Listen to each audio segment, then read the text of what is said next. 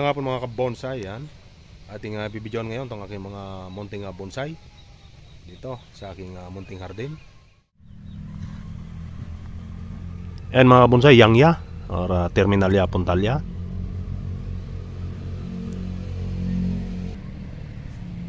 Yan man yung aking mulawing aso or Gmelina elliptica mga ka-bonsai.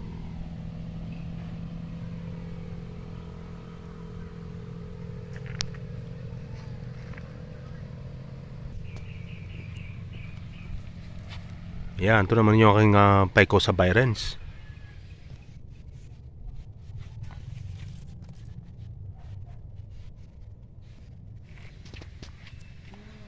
Ito naman yung aking kakawating gubat mga kabonsai. Ayan, flowering bonsai material po ito.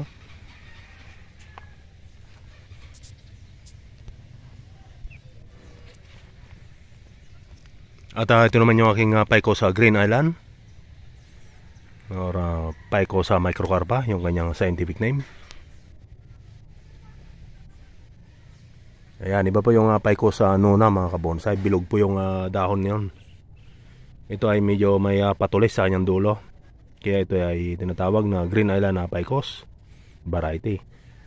Ito naman ay Jade mga kabonsai. Ayan, Jade Elite. Ayan, Jade bonsai material. Ito po yung Carabao manure mga kabonsai. So nilagay ko lang yan hanggang sa mabulok. Magsisilbing fertilizer na po yan.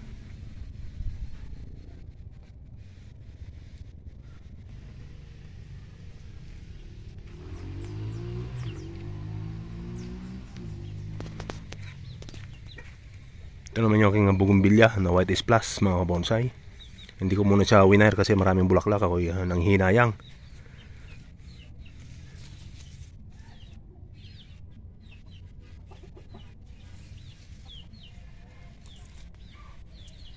Ito siya mga kabonsai, daming bulaklak. Ito naman yung aking prim na barigata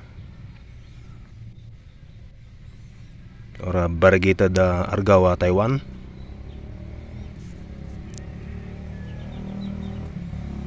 Yan mga kabonsai.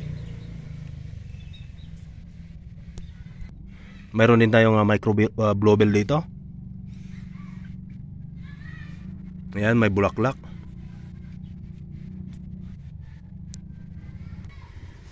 Yan naman yung aking mulawin daga mga kabonsai. Vitex Kinata, yung kanyang scientific name.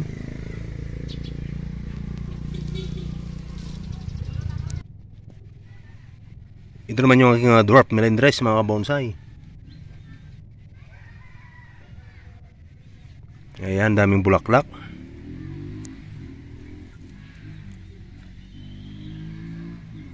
Dwarf melendres. Yan, mayroon din siyang bunga mga kabonsai. Ito naman yung aking Chinese elm mga kabonsai, oh. Ayan, Chinese elm.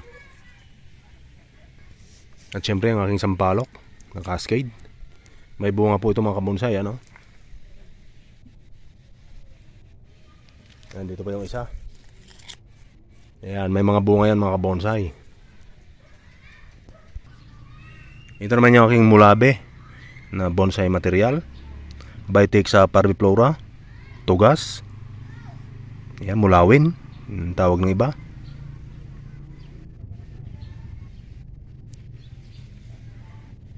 So yan mga bonsai, buhay na siya. Hanggang dito na lamang mga bonsai. Maraming salamat po sa inyong panonood. At mag-ingat po tayong palagi. Paki-subscribe na lang itong aking munting YouTube channel. Ayan mga kabonsai, pakipindot ang notification bell para updated po kayo sa mga i-upload nating video sa susunod na mga araw. Maraming salamat po.